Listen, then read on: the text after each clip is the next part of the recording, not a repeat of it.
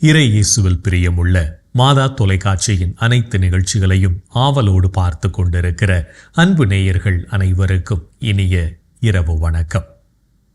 ஒவ்வொரு நாளும் இந்நிகழ்வின் வழியாக நமது நல்வாழ்விற்கு தேவையான பல நல்ல சிந்தனைகளை நாம் தெரிந்து கொண்டிருக்கிறோம். இன்றும் ஓர் அருமையான சிந்தனையைத்தான் நான் உங்களோடு பகிர்ந்து கொள்ள ஆசைப்படுகிறேன்.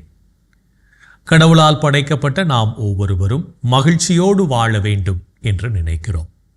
நமது மகிழ்ச்சிக்கு எது தடையாக இருக்கிறது என்பதை நாம் தான் தெரிந்து கொள்ள வேண்டும். தெரிந்து கொள்வதோடு நின்றுவிட்டால் போதாது, அதனை களைய முற்பட வேண்டும். நாம் மகிழ்ச்சியாக வாழ வேண்டும் என்று நினைத்து நாம் விரும்புகின்ற அனைத்தையும் சேர்த்து வைக்கிறோம். ஆனால் அது நம்மிடம் இருக்கிற மகிழ்ச்சியை எடுத்து விடுகிறது என்பதை உணராமல் வாழ்ந்து கொண்டிருக்கிறோம். நாம் சேர்த்து வைக்கின்ற எதுவும் நிரந்தரமில்லாத போது அதனால் ஏற்படும் மகிழ்வும் நிரந்தரமில்லாமல் போவது இயல்புதானே. பல சமயங்களில் துன்பத்தை நாமாக வரவேற்கிறோம் என்பதுதான் உண்மை.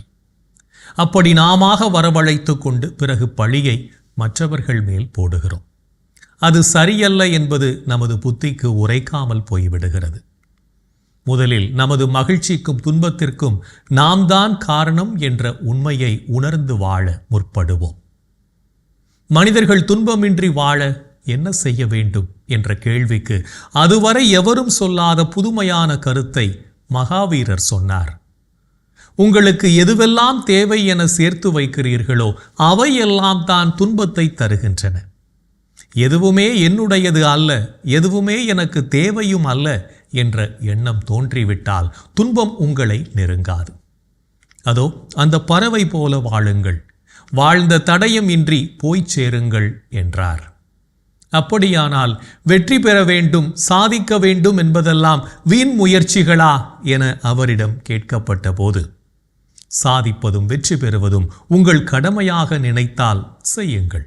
ஆனால் அதில் கிடைக்கும் வெற்றி, புகழ், செல்வம் இவற்றையெல்லாம் கண்டு மயங்கி விடாதீர்கள்.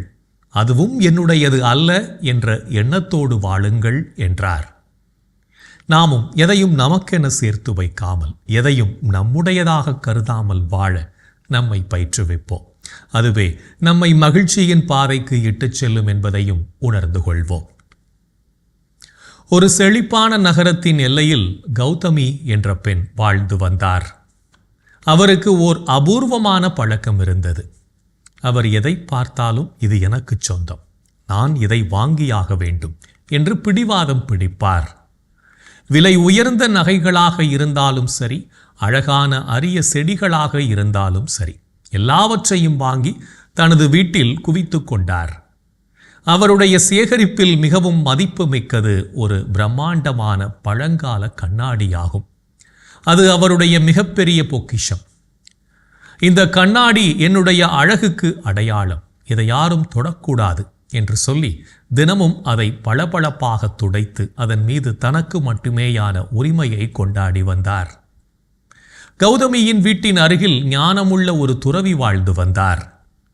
ஒரு நாள் கௌதமி அந்த ஞானியிடம் சென்று பெருமையாக, சுவாமி, நான் என் உழைப்பால் இத்தனை செல்வங்களை சேர்த்துள்ளேன்.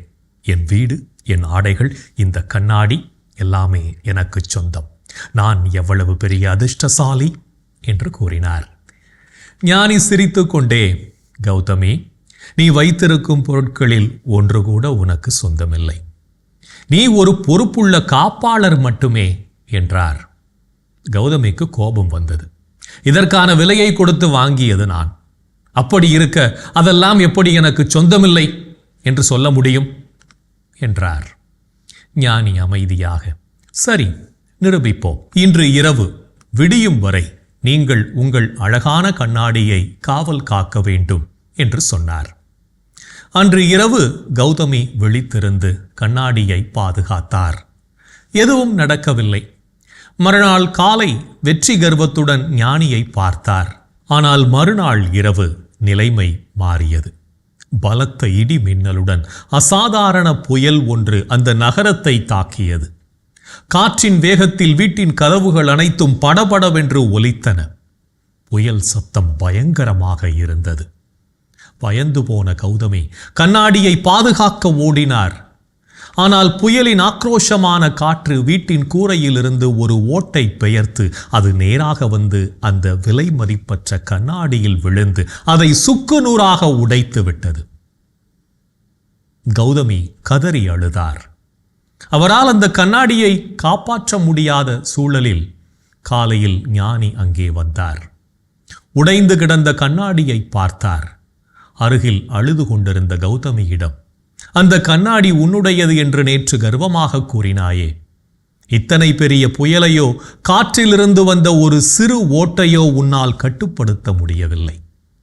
காலம் என்று வரும்போது இந்த உலகின் இயற்கை சக்திகளுக்கு முன்னால் நீயோ உனது பிடிவாதமோ ஒன்றுமே இல்லை. உனக்கு மிகவும் பிடித்த அந்த கண்ணாடியை இந்த உலகம்தான் உனக்கு பயன்படுத்த கொடுத்தது. நீ அதை ரசித்தாய், பாதுகாத்தாய். ஆனால் அது நிரந்தரமாக உனக்கு சொந்தமில்லை. இந்த உடல் கூட ஒரு நாள் மண்ணுக்குள் திரும்பி போகும். இதில் உள்ள உயிர்காற்று கூட இந்த உலகிற்கு திரும்பி போகும் என்றார். கௌதமிக்கு அந்த உண்மை அப்போது உரைத்தது. அவர் அந்த கண்ணாடி உடைந்து போனதை விட அதை சொந்தமென்று நினைத்து தனக்குள் ஏற்பட்ட கர்வம் உடைந்து போனதற்காக நிம்மதியடைந்தார்.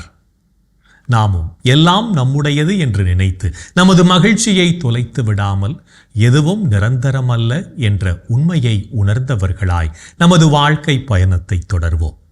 இன்றைய தினத்தை எடுத்துக்கொள்வோம். இந்த நாள் முழுவதும் நாம் எல்லாம் நம்முடையது என்று நினைத்து கர்வத்தோடு வாழ்ந்தோமா என்று யோசித்து பார்ப்போம். மேலும் இந்த நாளில் நமது செயல்பாடுகள் எப்படிப்பட்டதாக இருந்தது என்று நம்மையே நாம் கேட்டு பார்ப்போம்.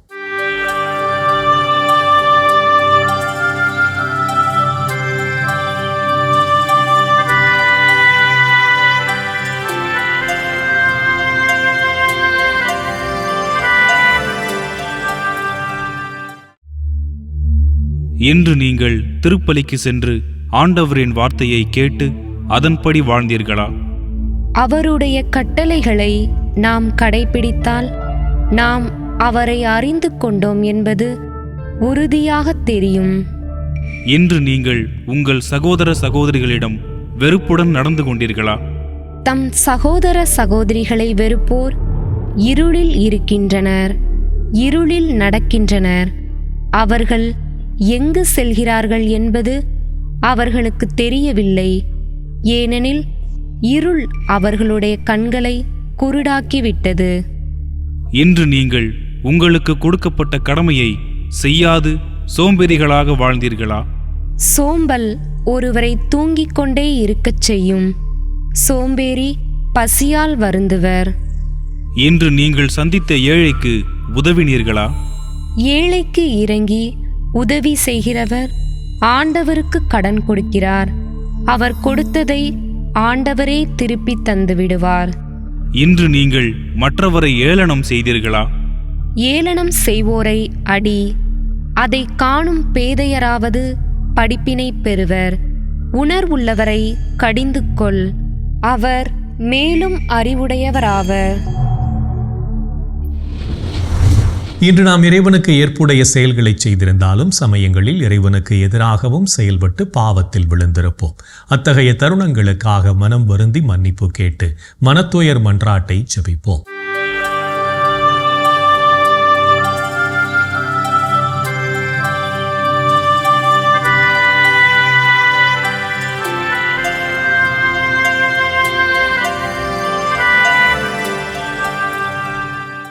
எல்லாம் வல்ல இறைவனிடமும் சகோதர சகோதரிகளே உங்களிடமும் நான் பாவி என ஏற்றுக்கொள்கிறேன்.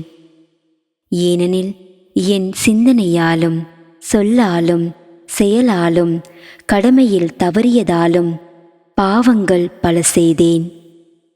என் பாவமே, என் பாவமே, என் பெரும் பாவமே.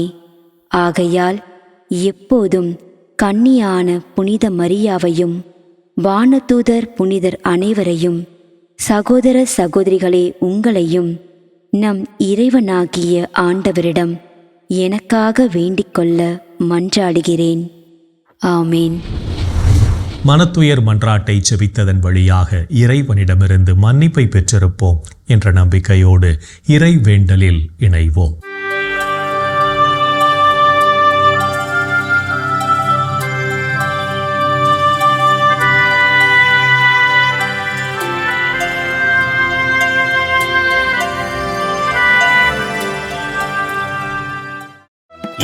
இறைவா இறைவா எமக்கு துணை புரியவாரும்.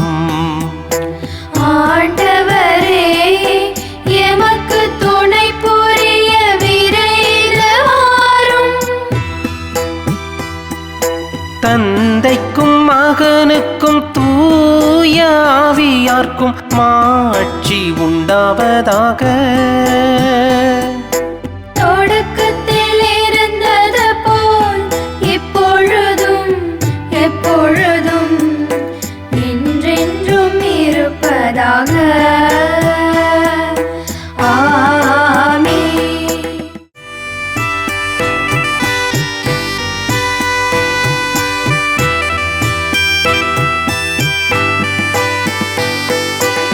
ஆண்டவர் தம் சிறகுகளால் உம்மை அரவணைப்பார்.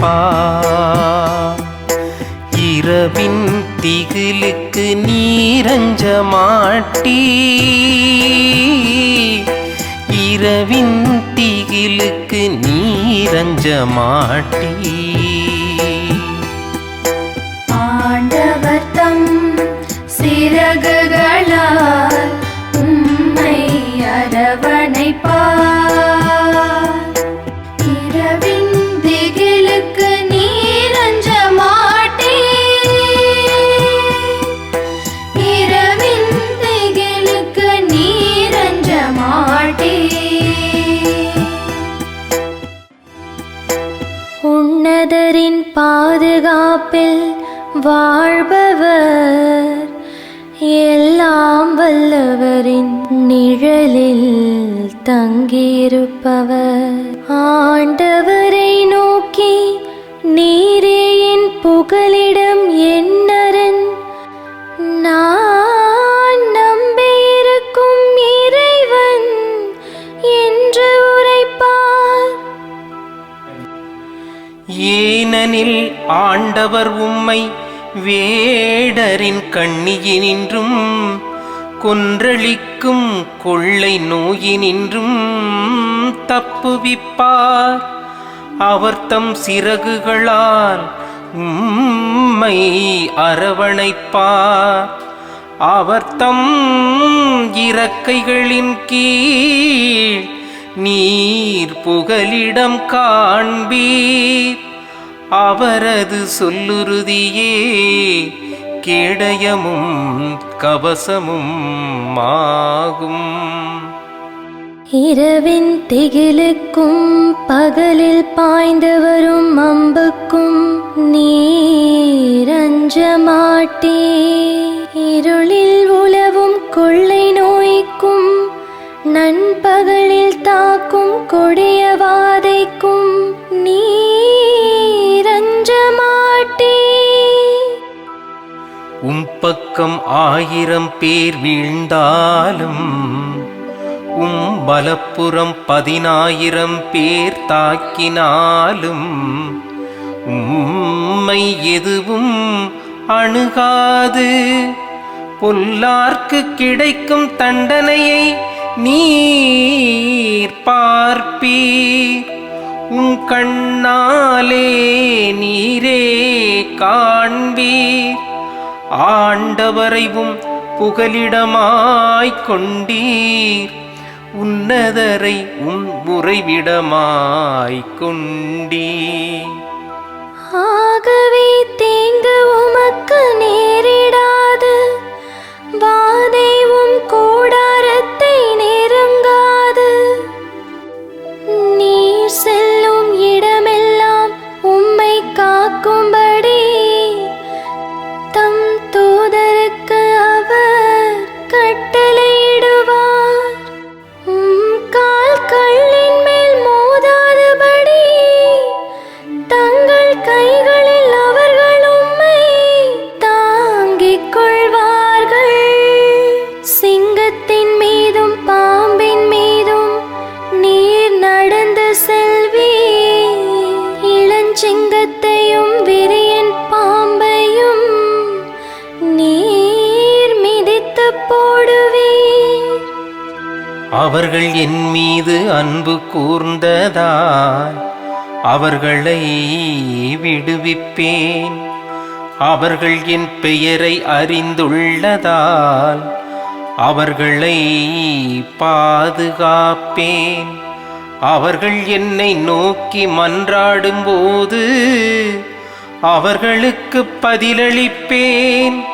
அவர்களது துன்பத்தில் அவர்களோடு இருப்பேன். அவர்களை தப்புவித்து பெருமைப்படுத்துவேன். நீடிய ஆயுளால் அவர்களுக்கு நிறைவளிப்பேன்.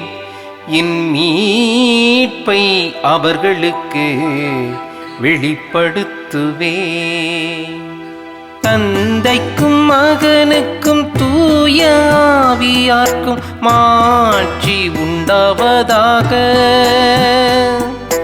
தொடக்கத்தில் இருந்தது போல் இப்பொழுதும் எப்பொழுதும் என்றென்றும் இருப்பதாக. ஆமென். ஆண்டவர் தம் சிறகுகளால் உம்மை அரவணைப்பார். இரவின் திகிலுக்கு நீரஞ்ச மாட்டீர். இரவின் திகிலுக்கு நீரஞ்ச மாட்டீர். ஆண்டவர் தம் சிறகுகளால் உம்மை அரவணைப்பார். இரவின் திகிலுக்கு நீரஞ்ச மாட்டீர். இரவின் திகிலுக்கு நீரஞ்ச மாட்டீர். இறைவனின் உடனிருப்பு இந்த இரவு பொழுதிலும் நம்மை பாதுகாத்து வழிநடத்தும் என்ற நம்பிக்கையை இறை வேண்டலின் வழியாக பெற்றுக்கொண்ட நாம் இப்போது நாளைய வாசகங்களுக்கு செவிமடுப்போம்.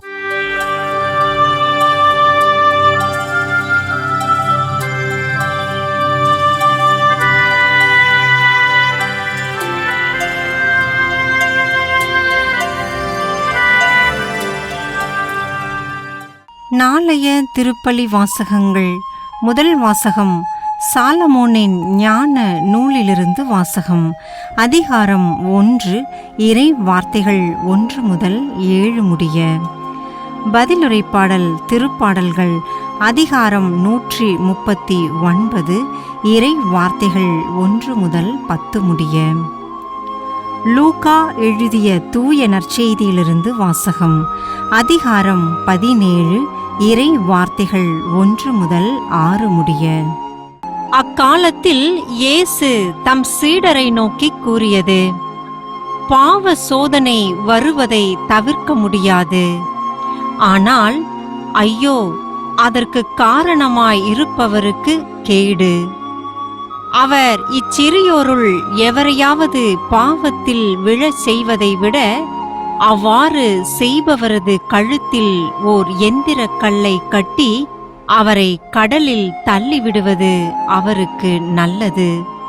எனவே நீங்கள் எச்சரிக்கையாய் இருங்கள். உங்களுடைய சகோதரர் சகோதரிகளுள் ஒருவர் பாவம் செய்தால் அவரை கடிந்து கொள்ளுங்கள். அவர் மனம் மாறினால் அவரை மன்னியுங்கள். ஒரே நாளில் அவர் 7 முறை உங்களுக்கு எதிராக பாவம் செய்து 7 முறையும் உங்களிடம் திரும்பி வந்து நான் மனம் மாறிவிட்டேன் என்று சொல்வாரானால் அவரை மன்னித்து விடுங்கள். திருத்தூதர்கள் ஆண்டவரிடம் எங்கள் நம்பிக்கையை மிகுதியாக்கும் என்று கேட்டார்கள். அதற்கு ஆண்டவர் கூறியது: கடுகளவு நம்பிக்கை உங்களுக்கு இருந்தால் நீங்கள் இந்த காட்டு அத்தி மரத்தை நோக்கி, நீ வேரோடே பெயர்ந்து போய் கடலில் வேரூன்றி நில் என கூறினால் அது உங்களுக்கு கீழ்ப்படியும். ஆண்டவரின் அருள்வாக்கு. கிறிஸ்துவே, உமக்கு புகழ். ஆண்டவரே, உம் கையில் என் உயிரை ஒப்ப ஒப்படைக்கின்றேன். ஆண்டவரே உம் கையில் என் உயிரை ஒப்படைக்கின்றேன். உண்மையின் ஆண்டவராகிய கடவுளே, எம்மை மீட்டவர் நீரே. ஆண்டவரே உம் கையில் என் உயிரை ஒப்படைக்கின்றேன். தந்தைக்கும் மகனுக்கும் தூய ஆவியார்க்கும் மாட்சி உண்டாவதாக. ஆண்டவரே உம் கையில் என் உயிரை ஒப்படைக்கின்றேன். நாம் ஒவ்வொருவரும் பாவ வாழ்க்கையிலிருந்து விடுபட்டு புனிதமான வாழ்க்கை வாழவும் இறைவனின் படிப்பினைகளை நமதாக்கவும் அழைப்பு விடுக்கும் இயேசுவின் குரலுக்கு செவிமடுத்து வாழ்வோம் என்ற சிந்தனையோடு சிமியோன் பாடலில் இணைவோம்.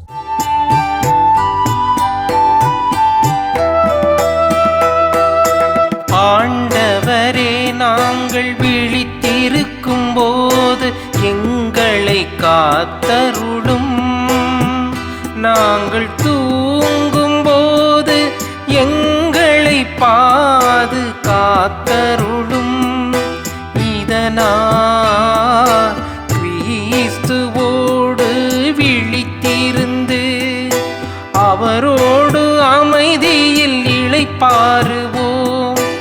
அவரோடு அமைதியில் இளைப்பாறுவோம். ஆண்டவரே, நாங்கள் விழித்திருக்கும் போது எங்களை காத்தருளும். நாங்கள் தூங்கும் போது எங்களை பாதுகாத்தருளும். இதனால் கிறிஸ்துவோடு விழித்திருந்து அவரோடு அமைதியில் இளைப்பாறுவோம். அவரோடு அமைதியில் இளைப்பாறுவோம். ஆண்டவரே, உமது சொற்படி உம் அடியான் என்னை இப்போது அமைதியுடன் போகச் செய்கிறே. ஏனெனில் மக்கள் அனைவரும் காணுமாறு நீர் ஏற்பாடு செய்துள்ள உமது மீட்பை என் கண்கள் கண்டு கொண்டன. இம்மீட்பே பிற இனத்தாருக்கு வெளிப்பாடு அருளும் ஒளி. இதுவே உம் மக்களாகிய இஸ்ராயேலுக்கு பெருமை. தந்தைக்கும் மகனுக்கும் தூய ஆவியார்க்கும் மாட்சி உண்டாவதாக. தொடக்கத்தில் இருந்தது போல் இப்பொழுதும் எப்பொழுதும் என்றென்றும் இருப்பதாக. ஆமென். ஆண்டவரே, நாங்கள் விழித்திருக்கும் போது எங்களை காத்தருளும். நாங்கள் தூங்கும் போது எங்களை பாதுகாத்தருளும். இதனால் கிறிஸ்துவோடு விழித்திருந்து அவரோடு அமைதியில் இளைப்பாறுவோம். அவரோடு அமைதியில் இளைப்பாறுவோம். இறைவன் நம்மை ஒவ்வொரு நொடி பொழுதும் அற்புதமாய் வழிநடத்தி கொண்டிருப்பதை சிமியோன் பாடல் வழியாக உணர்ந்து ஜெபித்த நாம் இப்போது நாளைய புனிதரை பற்றி பார்க்கலாம்.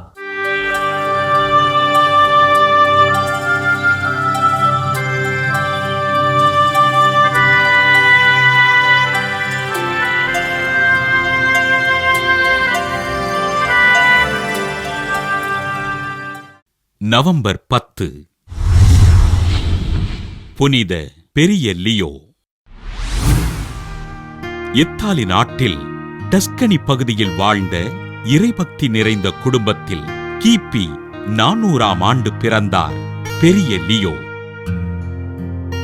கிபி 430ஆம் ஆண்டு திருத்தந்தை 1ஆம் செலஸ்டினின் ஆட்சி காலத்தில் திருத்தொண்டராக பணியாற்றிய இவர் எழுதுவதிலும் மறையுரையாற்றுவதிலும் சிறந்திருந்தார். திருத்தந்தை 3ஆம் சிக்ஸ்துசுவிற்கு பின்பு கிபி 440ஆம் ஆண்டு செப்டம்பர் 29ஆம் நாள் திருச்சபையின் 45வது திருத்தந்தையாக தேர்ந்தெடுக்கப்பட்ட பெரிய லியோ திருச்சபையின் ஒற்றுமைக்காக பாடுபட்டார். ஆயர்களும் குருக்களும் இறை வார்த்தையினை எளிய முறையில் எடுத்துரைக்க வேண்டும் என்று கேட்டுக்கொண்ட திருத்தந்தை பெரிய லியோ தன் பணிகளின் மூலம் மக்களை கிறிஸ்துவ விசுவாசத்தில் உறுதிப்படுத்தினார். கீழை திருச்சபையில் இருந்த தப்பறை கொள்கைகளை சரி செய்த திருத்தந்தை பெரிய லியோ திருச்சபையில் நிலவிய பெலாஜிய மற்றும் மணிக்கேய தப்பறைகளுக்கு சரியான விளக்கமளித்து அனைத்து தப்பறைகளையும் நீக்கினார். அனுசரிக்கப்பட்ட அனைத்து ஆத்துமாக்களின் நினைவு தினம் திருத்தந்தை பெரிய லியோ எழுதிய 432 கடிதங்களும் 96 அருளுரைகளும் இன்றும் வத்திக்கான் அருங்காட்சியகத்தில் பாதுகாக்கப்பட்டு வருகின்றது. திருச்சபையின் ஒழுங்குகளை கடுமையாக கடைபிடித்து இறையாட்சி பணிகளை செம்மையோடு செய்த திருத்தந்தை பெரிய லியோ கிபி 461ஆம் ஆண்டு நவம்பர் 10ஆம் நாள் விண்ணகம் சென்றார். தன் திறமையான நிர்வாகத்தினால் திருச்சபையினை நன்கு வழிநடத்தி மக்களை இறை விசுவாசத்தில் வளர்த்த திருத்தந்தை பெரிய லியோவினை திரு அவை புனிதராக உயர்த்தியது. புனித பெரிய லியோவின் திருவிழாவினை கொண்டாடுகின்ற நாம் நமது மறைமாவட்டத்திற்காகவும் நம் பங்கு தலத்திற்காகவும் ஆண்டவரிடம் ஜெபிப்போம். புனிதர்கள் ஒவ்வொருவரும் தங்கள் வாழ்க்கையின் மூலம் இறைவனுக்கு சான்று பகர்ந்து வாழ்ந்தவர்கள் என்பதை உணர்ந்தவர்களாய் நாமும் அவர்கள் வழியில் வாழ்ந்து இறை வழியில் பயணிப்போம் என்ற நம்பிக்கையோடு நாளைய தினம் காலையில் விரைவாக எழுந்து நமது பணிகளை செய்வோம். அன்பு சகோதரனே சகோதரியே, இன்றைய தினத்திலே மாதா தொலைக்காட்சிக்காக பல நிலைகளில் உதவி செய்து கொண்டிருக்கின்ற உபகாரிகளுக்காக நாம் மன்றாடுவோமா?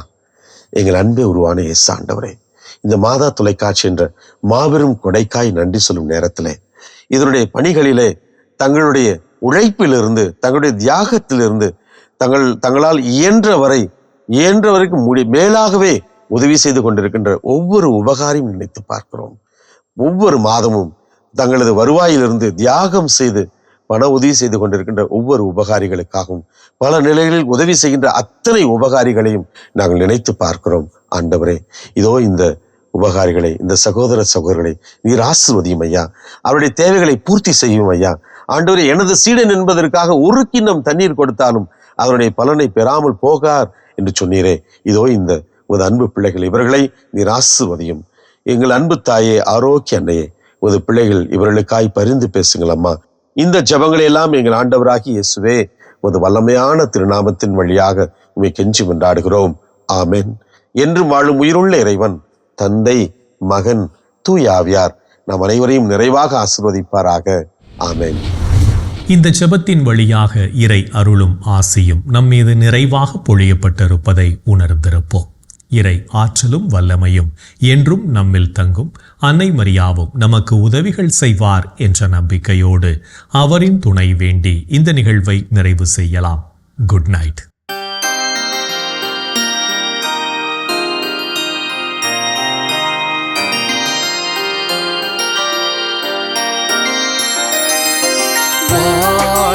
அரசியே, தயை மிகு அன்னையே, வாழ்வே இனிமையே, தஞ்சமே வாழ்க. தாயகம் இழந்த ஏவையின் மக்கள் தாயே என்றும்மை கூவி அழைத்தோ. கண் கண்ணீர் கனவாய் நின்றுமை நோக்கி கதறியே அழுதோம், பெருமூச்செறிந்தோம். ஆதலால் எமக்காய் பரிந்துரைப்பவரே, அன்புடன் எம்மை கடைக்கண் பாரே.